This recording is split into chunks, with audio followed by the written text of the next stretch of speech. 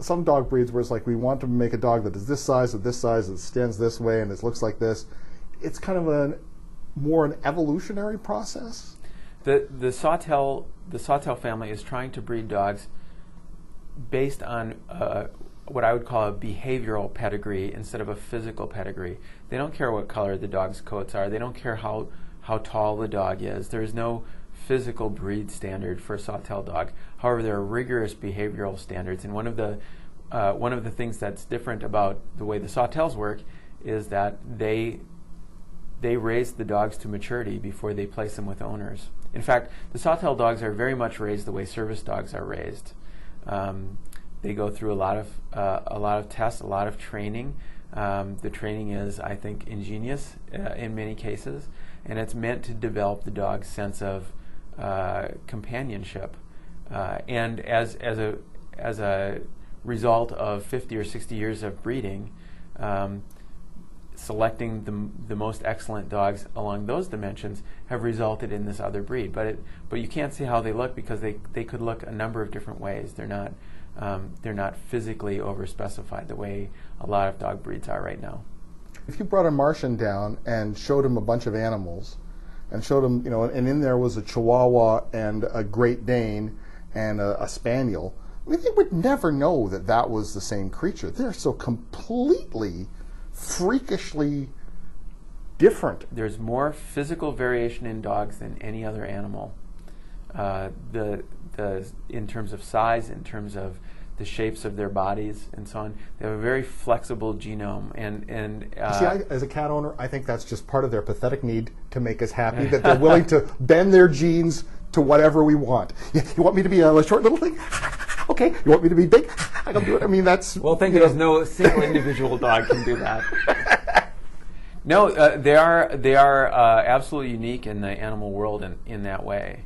And it is a little frightening to think of cats having that size range, isn't it? Yeah. I mean, a cat the size of a Great Dane, that's called a lion. Yeah. Yeah. Scares the out of you, and Yeah. But nobody breeds a cat to fit in Paris Hilton's purse. Yes. So, but it also represents, I think, an opportunity for us because I believe that they're behaviorally flexible in exactly the same way. And except for the people who are involved in training service animals, that's generally not the point of a breeding program.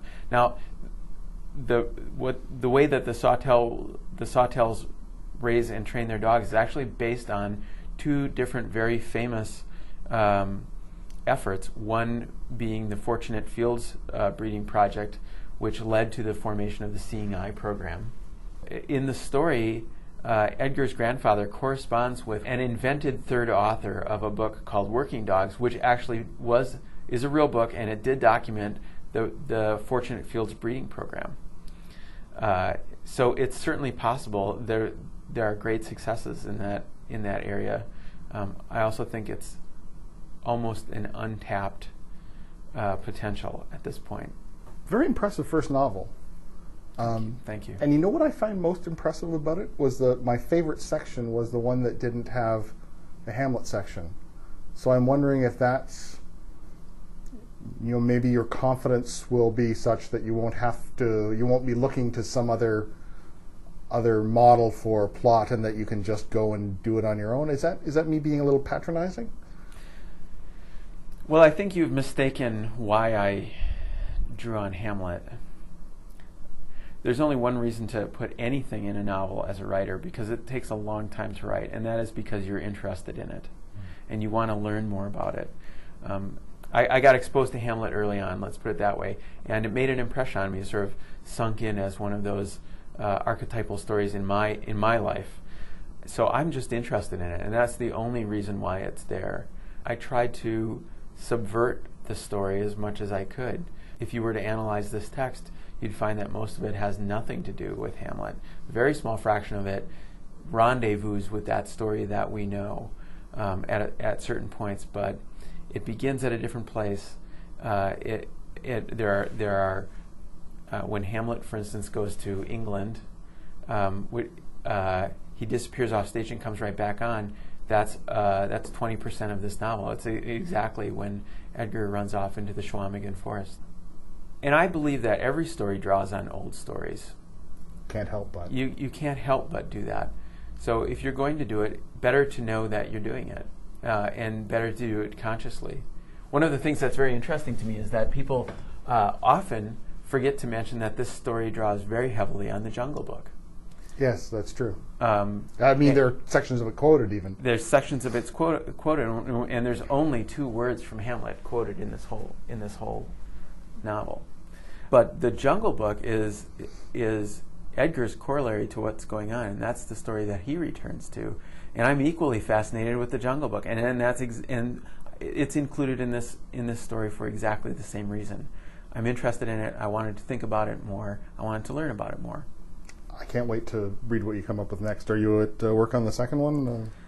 Yeah, I've got a new novel cooking. I like to say that where I am in the process right now is I'm building the workshop in which I will build the next book. So I know a number of things about it, enough so that I'm fascinated and I can't wait to get started. Not so much that there isn't lots for me yet to discover, which is a great place to be. Yeah. Very impressive debut, sir. Well done. Thank you. The book is The Story of Edgar Sawtelle novel. I've been speaking with first-time novelist David Wroblewski, and The Story of Edgar Sawtelle, published by Bond Street Books, distributed in Canada by Doubleday.